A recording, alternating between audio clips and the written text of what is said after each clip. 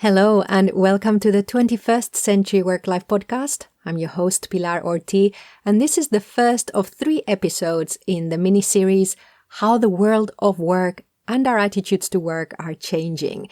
Now, for those of you who have been listening to us for a while, well, you will remember that used to be our tagline before we decided to focus on leading remote teams, online collaboration, and working in distributed organizations.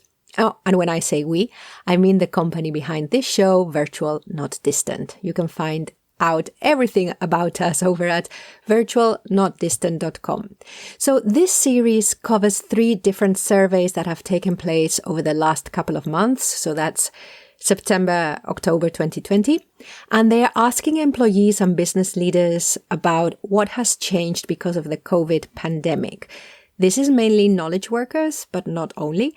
And they're asking employees and business leaders about what has changed, how attitudes have changed, how they perceive their employees have responded, and what might be different or similar in the future about how they operate both as individuals and organizations. And in order to give you a good overview, I've had the pleasure to talk to 3 different guests, all of whom have been directly involved with the surveys and or the reporting of the findings. So, in today's episode, we have Katrina Bolle-Carbonell, who is a long-term remote work advocate and has been a guest in the show before. And she's going to talk about the recent survey, Remote Working During COVID-19, Ireland's National Survey Phase 2. Next, I'll be releasing the episode covering the UK, and this is a report called Will Hybrid Working Ever Work? And for that, we'll have Andrew Saunders, a journalist specializing in the future of work, amongst other things. He was a guest. I just met him by reaching out and saying, hey, Andrew, do you want to come and tell us about the survey? And finally, to give us more of a global perspective, we'll have Chris Mullen, who's the executive director of the Workforce Institute at the Ultimate Kronos Group, and he will be sharing their findings on employee concerns around physical safety, psychological security, and job stability. So I'm hoping this will give us a very quick, and of course it's quite a narrow geographically snapshot, but just to see what is going on. Each interview is going to work as a standalone episode, so I hope you enjoy all 3, and I would love to hear from you, either through the website of Virtual Not Distant, virtualnotdistant.com, in the contact form. By the way, if you go there, you can sign up to our monthly newsletter, which is full of reading and listening recommendations. And if you are a new listener and enjoyed the conversation, then I encourage you to check out our back catalogue. We have more than 250 episodes. Especially if you're a new listener, the work we've been doing over the past year, you will find episodes there that speak to those of you who have been in the remote space for a while, but also for those of you who have been thrown into leading remote teams and collaborating online. And I hope this has been a positive experience for you. But if it's something you want to continue doing in the future, maybe we can help you at Virtual Not Distant. For now, I hope you enjoy the first of 3 episodes in the mini-series on how the world of work and our attitudes to work are changing.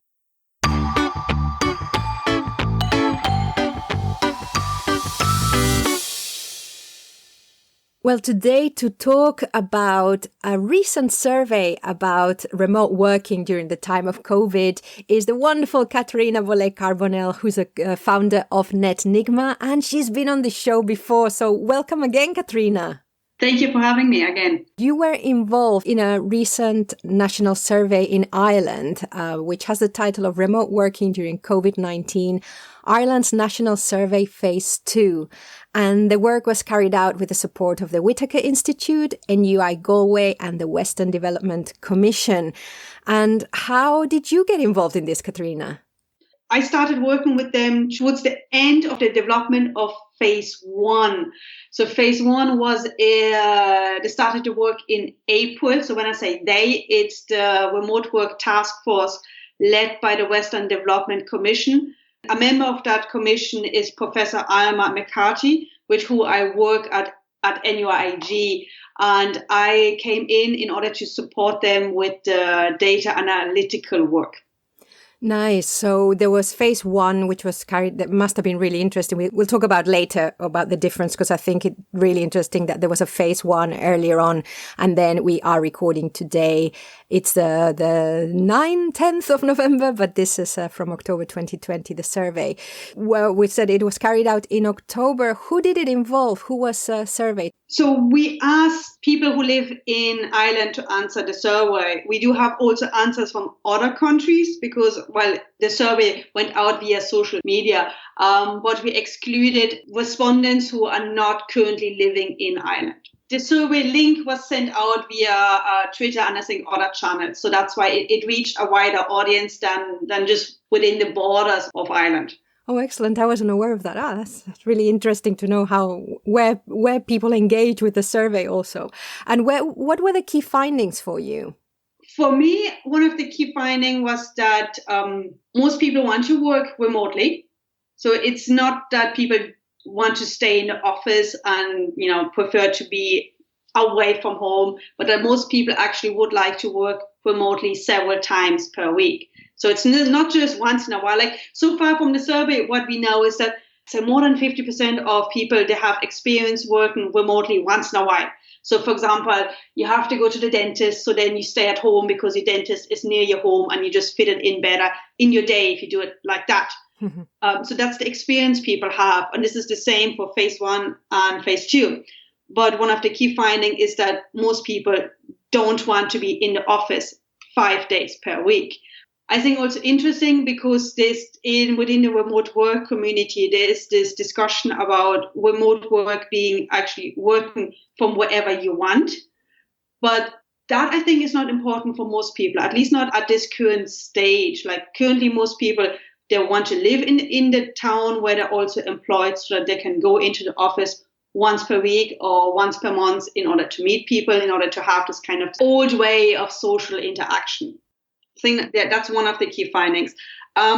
What we also saw is that the main advantage of remote work, and this is no surprise, is that you're not sitting anymore in traffic jam, or so that you got rid of the whole commuting. Now I'm a parent, so this is kind of not so important for me because it's still commuting because I need to bring the kids to school, and I picked a school that was close to my work. So commuting for me still exists, but it's a different type of commute because I just have to bring the kids to school. Another advantage people see is the greater flexibility to manage your day, which I think speaks to the desire of grown-up adults to have the freedom to organize the day the way we want to. You see it with kids, that kids enjoy being given a choice. Like if I ask my children, what do you want to do during the holidays? Give me a list and then we see what we can do. They enjoy that. And in the same way, adults enjoy being given the choice how they organize the day. And I think employers should realize that the people who work for them actually are able to organize the day, that you can trust them, that even you can't see them, they're still doing this stuff. And just talking about the disadvantages of remote work, because I think we also need to keep that in mind, is that people notice the loneliness and isolation when working from home. And especially if you are living alone, then this feeling that the only person who you talk to is the postman is real.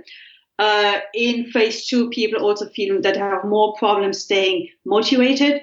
And the physical workspace remains a problem. So we're not just talking about having the right equipment, but we're also talking about having the right chair, having a room or a spot in a room that is sort of different to the rest of the life. So we used to live in a small house in the Netherlands, and when I was working at home there, I actually had a different carpet where my table was.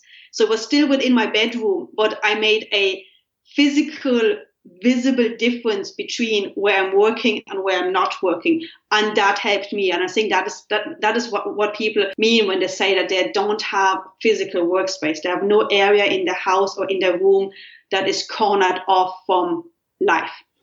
Yeah, you need that visual and physical separation to be able to make the change also in your mind sometimes. Yes. Really interesting what you were saying. I was thinking of the point you made about well, if I can infer, choice of location not being quite as important as choice of the flexibility around managing the day. And interesting how the conversation that was around work from where you work best is more about remote work enabling us to work as we work best or arrange our days as we work best. And the other thing I was thinking of, I found it very interesting because at the beginning of the pandemic, when a lot of people were in lockdown, which meant that you weren't just having to work from home, but you were having to do all your social interactions from home. I know as myself who works from home quite a lot, but I also have my trips to the gym or the health club, to the co-working, and all of that was also cut off. But now it's October. Things are a little bit more open in some places, but people are still feeling that isolation. Yeah, so they're still feeling isolated.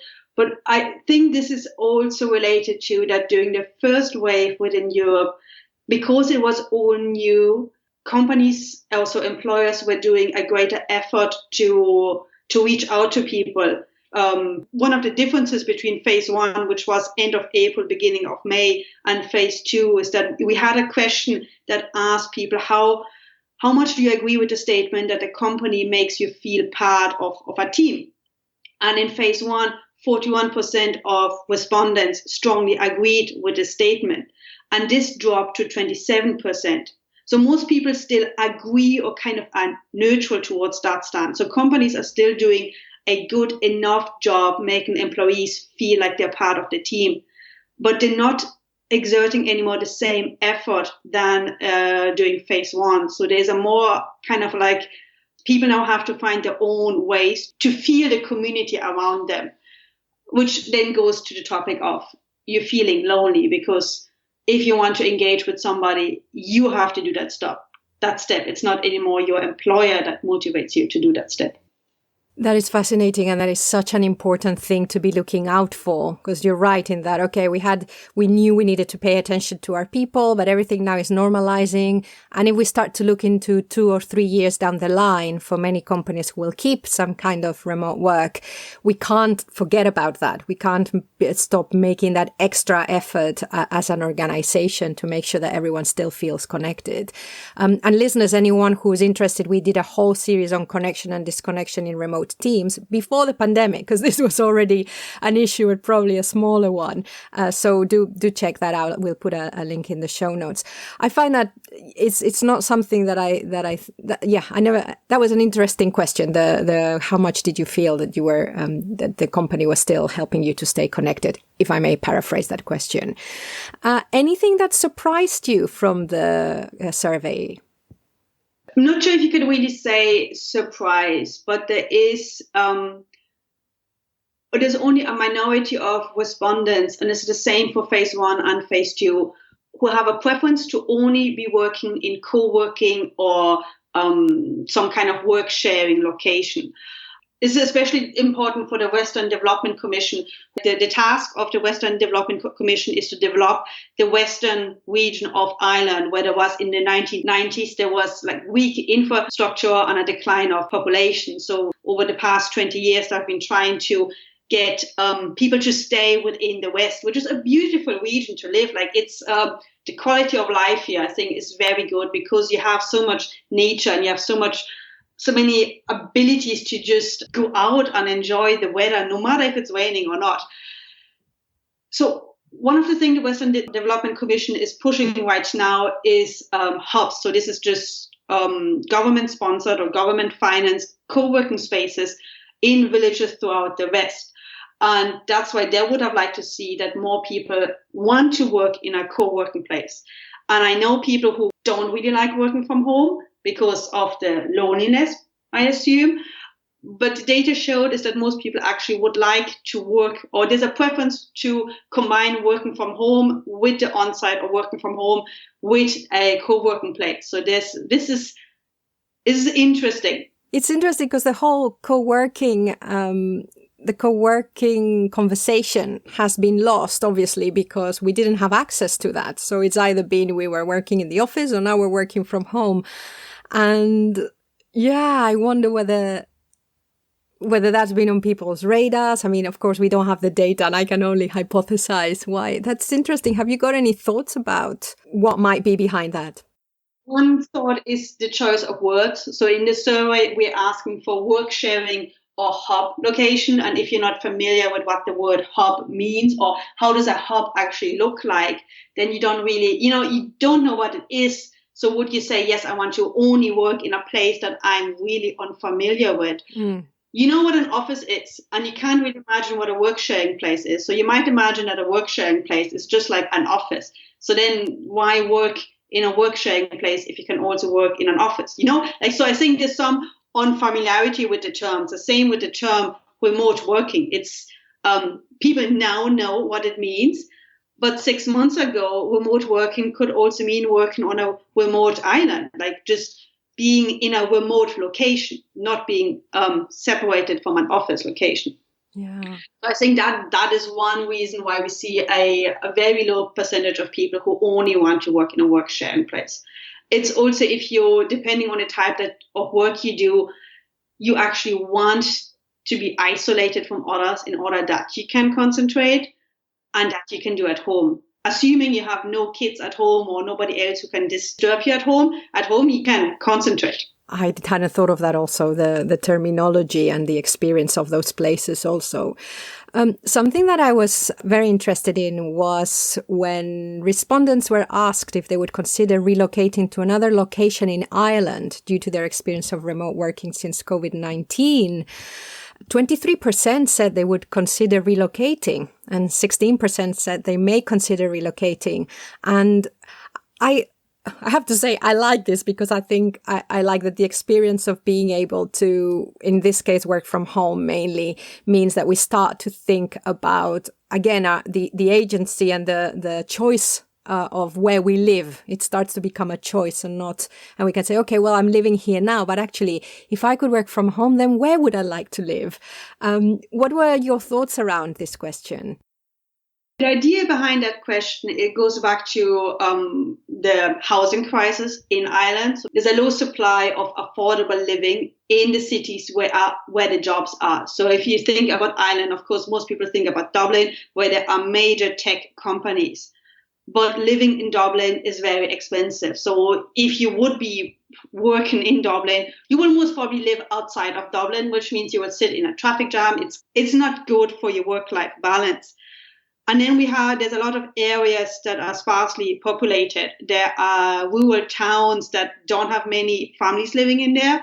And if there are not enough kids going to a certain school, or if there are not enough kids going to a school, the school will close. And it's the same with post offices. If there are not enough people living in a village, the post office will close.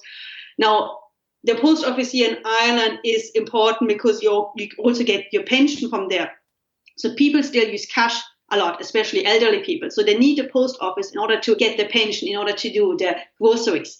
So we need people to move, or Ireland needs people to move outside of the cities. So with the question of what we wanted to figure out is, are people actually seeing one of the benefits of remote working, which is to go outside of the cities and live somewhere where you really enjoy the living there. If you go around kind of estates, residential areas before COVID-19, you would see a lot of empty buildings because nobody's there. Everybody's at their office. Mm. So most people then wouldn't really make use of the environment they're living in there because they're just working more. You're working 5 days out of 7. So you're not really making use of where you're living. But if you work from home, you can have the chance to just break up your day. You can pick a location where you want to spend every afternoon or every weekend on the beach, or you want to go out in the mountains, or you really like the cultural activities in that little village or in that city. And that's kind of what we're trying to figure out. Are people willing to move now that they are able to move because they can choose where they live and the job stays with them? And 7% said that they had already relocated due to their experience of remote work since COVID-19, which I also found fascinating and brave. Yes, yeah, that is true. So it's, but there might be people who have been they moved back to where they used to live as a child. Uh-huh. They moved to be closer to family. So I think it shows that these are the people who were quick to realize the benefits that remote working gives them. They might have taken a decision that they had to because of care duties, but they weren't afraid to do the step. And maybe also some people had already been thinking, oh, in 6 or 7 years' time, or that question, or when I retire, and actually they've gone, actually, hang on, I don't need to wait anymore. I can, like you said, I can take my job with me. Yeah. Yeah. And then respondents currently living in the Dublin region reported the highest proportion of those saying they would consider relocating compared to the other regions, which is to your point that, that makes sense as well. Of course, most respondents that we had, like a large proportion of our respondents were located in Dublin. So it's a bit the number that is we reported is biased by the sample, but it's also those ones who are in Dublin. Like personally, I got asked by several companies, do you want to interview for this job? I was like, no, this is in Dublin, and you're not offering remote work, so I'm not even going to do the first step because I know I don't want to live in Dublin. I love talking to you as well because, of course, your evidence-based approach. I love it. It makes me think of things in a different way as well. Okay, and then there's one thing I wanted to ask you about, and I need to look for it so we'll put a link to the main page where you can access listeners both surveys, and you can just download the PDFs, which are both PDFs are full of graphs, so it's really easy to look through the data as well as read the summary at the beginning of the document. But there is something here that I found very interesting, and it's about age, because something that you did that I found interesting is you looked at how people from the different age bands replied. And the one I've got is relating to the question, if you had the choice, would you like to continue working remotely after the crisis is over? And I didn't find much of a difference with age to the answers, which actually kind of I knew, but there's still this perception sometimes that it's young people who want to work remotely, whereas actually there's benefits for everyone at every time of their life. Yeah, and the numbers are slightly different, but the trend is exactly the same for phase 1 and phase 2. Okay. The age bands are 18 to 30, 31 to 40, 41 to 50, 51 to 60, and above 60. Within these 5 age bands, 50% of people want to work remotely several times a week. So it doesn't matter how old you are, you want to work remotely. There's a slight difference if you compare the numbers of who do not want to work remotely. So we see that within the ones that are 18 to 30, still the largest proportion wants to work remotely. But there is nearly 8% who does not want to work remotely. And this is larger than for the 31 to 40 age bands. It's still a minority of people who do not want to work remotely, but within the youngest age group, there's a larger proportion who does not want to work remotely compared to the other age groups. And we see the same for the 60 plus. So while in general, everybody wants to work remotely several times a week, the youngest and the oldest people who are working, they have a larger group that does not want to work remotely. I hadn't clocked that. Yeah, so we've got 8.1% of the younger, 18 to 30, compared to 3.9 of the 31 to 40. So yeah, it is double. So yeah, I hadn't clocked that. And the older population also with 11%. So that's even bigger than the 18 to 30, which again, I hadn't clocked, but actually it makes sense. Wow, I love that. Excellent. Is there anything else that we want to highlight, Katrina, from the survey or any of your own reflections around it before we move on to how you see the future of remote work? There is this topic about managerial skills. Or there is this idea that managers don't like remote working because if you can't see the people, then how do you know that they're working? And in phase 1, we included a lot of open questions, which is very interesting because you can read the comments, and I spent hours reading through the comments and analyzing them. What we saw then in phase one is that some people said, my manager is great. He or she is reaching out to me, is kind of helping me and stuff like that. And then another group who said, my manager is micromanaging me. I get constant emails. It's kind of this high pressure environment this high pressure environment. So in phase two, we kind of looked into that more to see if micromanagement is actually a problem. For most people, micromanaging is not a problem. It's all the sample that we have, or there has been a shift away from constantly checking in on your employees, making sure that they're working, which would be a good move. Two more points I like to raise. First is that while the physical workspace, for most people, it is not a big problem. It remains a problem for 48% of people. And if you're only working from home and you don't have the right chair and your company doesn't have a policy for kind of how you can get the right chair, that does impact your motivation and your ability to do your work. I remember I was sitting on a kitchen chair for a long time until I told my boss, sorry, this doesn't work. I need to go to the office to get my proper chair. And there was no problem to get it done.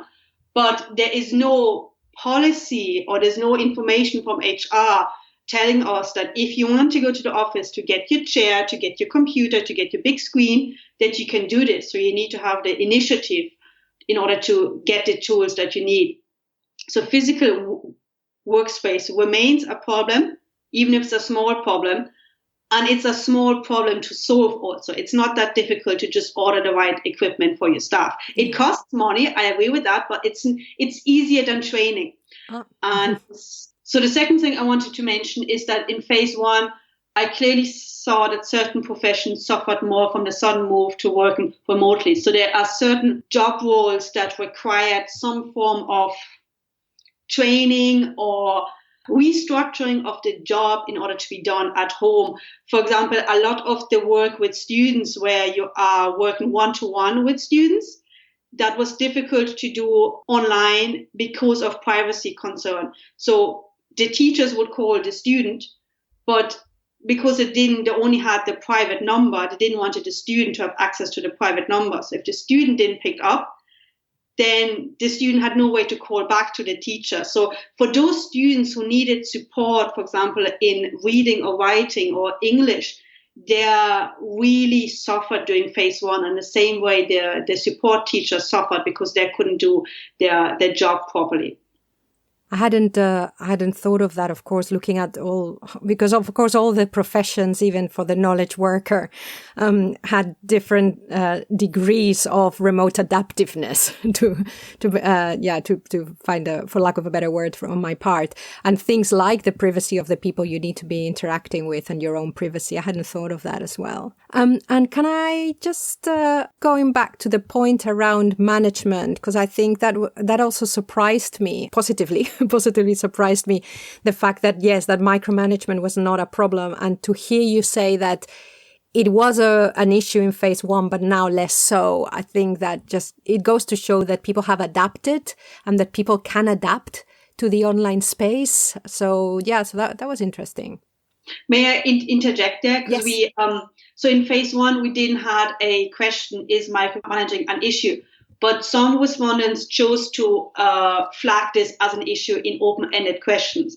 So I know from going through from analyzing the text that some people were suffering from micromanaging, but we don't know how many. Yes. So we can't really compare this between phase one and phase two. What we can say is that in phase two, only a minority of people suffer from micromanaging. So potentially there is a shift, but we don't have the baseline. Yeah, excellent. Yes, I missed that. It had been flagged by respondents. Was there anything that, in the same way as the managerial aspect was flagged by some people in phase one when you hadn't asked about it, was there anything that people raised in this survey that you hadn't asked explicitly about? So a lot of the answers that we got on the open-ended questions made sense and kind of confirms what we know from before, that first, remote work, there's kind of this work-life balance topic, kind of the managing care and managing work in an easier way. And that what people miss from the office is the banter, and it's the communication and the collaboration with colleagues, while at the same time they enjoy the lack of distractions when they're working from home. There's also an element of I'm working from home, I'm safe from COVID-19. So there are a lot of people who have to go to an office or have to go to the workplace and who cannot enjoy the safety. And there are people who are working from home who are very well aware that they are safe or in a better situation than other people. Other things we saw was, on one side, a lack of connection. Some people say, can we please reduce the number of meetings? So there's potential, like just people are different. Some people want to be on calls the whole day or have the camera on for every call, and some people say, no, I just need to be off and please let me do just myself or concentrate on the task, and I don't want to be in another meeting. A lot what we found is confirmation of what people in the remote work community already know, and what phase 1 and phase 2 did was to kind of put the data there. And I think most importantly, people want to work remotely. So if you are a manager or if you own a company, most probably 80% of your employees want to work remotely. So if you want to keep those 80% of your employees, you need to make sure that they can work remotely several times per week, or they're going to go to a company where they can do this. Excellent. So on that high note, I think it's a high note because I think it's to have the data is, I mean, this has been one of the good, positive things about the whole remote race to remote transition, emergency transition to remote, was that as things have calmed down, we've now got some data. So what do you think that either the survey tells us about the future of remote work, what it looks like in Ireland, or if you want to go away from the data and into your own crystal ball, Katrina, then that's allowed too. What do you think is the future of remote work in Ireland? Well, I'm going to preface this with that I'm not Irish and I'm only living here for 2.5 years. So there's a lot about the culture that I don't know, and a lot about the country and the socio-economic climate that I'm not that familiar with. That being said, Ireland is small enough that you can live in the south, for example, and your employer is from the north, and you can go to the office once per week or once per month without it being a super long commute. But if we want this to happen, there needs to be a better infrastructure. And I have always lived in countries where trains are the main way for traveling. Trains are great because you can work from a train if there is good internet connection. So what I would love for Ireland is to get a better train network so that you can live in Kerry and once per week drive up north in order to meet your colleagues. So that will be a good, or at least for me, a good development regarding remote work in Ireland. A second thing, and what we have already seen with the relocation, is that people are more, that more people realize that they have a choice where they live. They have more freedom in designing the life that they want to live. So they're not forced to live in cities that they don't enjoy that much. And that if they want to be close to their family, they can be. If they want to be close to the favorite football club or hurling club, they have the choice to do this. That looks like a good future, and that looks like great things to be aspiring to. Now, Katrina, you are the founder of NetNigma. Is that netnigma.com? So with NetNigma, I do work on team analytics. So I analyze teams. Maybe to mention it here is that at the beginning of the lockdown, as a parent, I was never able to go, as a single parent, going to a hackathon was difficult. So the lockdown enabled me to participate in events I wasn't able to go to before. And so that I met a lady in Dublin, who I'm now working together on another project.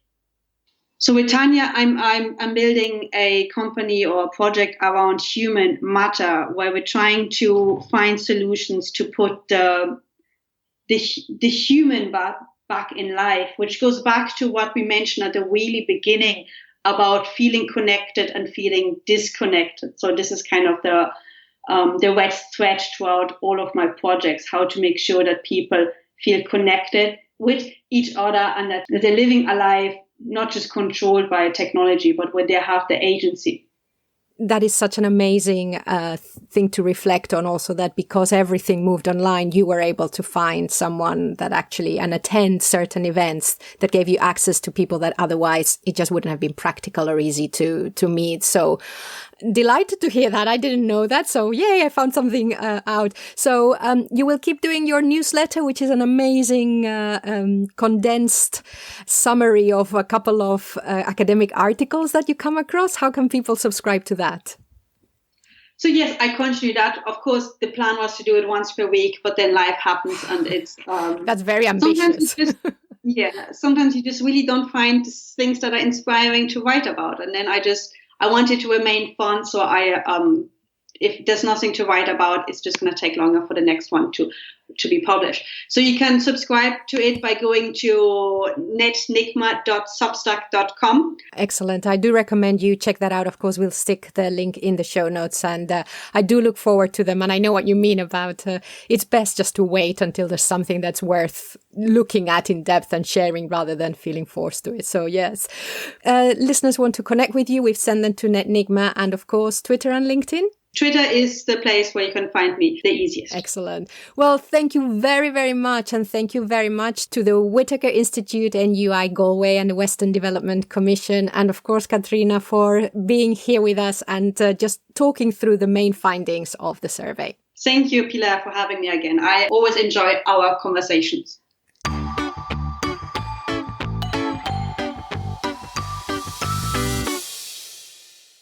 That was such a pleasure. And listeners, if you want to hear more from Katrina, check out episode 189, Loneliness and the Remote Worker, where we have a section with Katrina talking about cultural homelessness. And do stay with us for the rest of this mini-series on how the world of work and our attitudes of work are changing. Make sure you are subscribed to our show on your favorite podcast app. And if you have an app that you use and you can't find us there, then do let me know, because we should be everywhere. We're even on Amazon Audible now because they have podcasts. And so my email is Pilar, Pilar @virtualnotdistant.com. And of course, on that URL, you can find loads of resources on leading remote teams and online collaboration and a description of our services in case you need our help. Thank you for listening. A big thank you for listening to the 21st Century Work-Life podcast produced by Virtual Not Distant. If you have something to add to the conversation, let us know through the contact form over at virtualnotdistant.com. I have been your host, Pilar Orti, and I'm signing off now. Wherever you are, whatever you're doing, enjoy.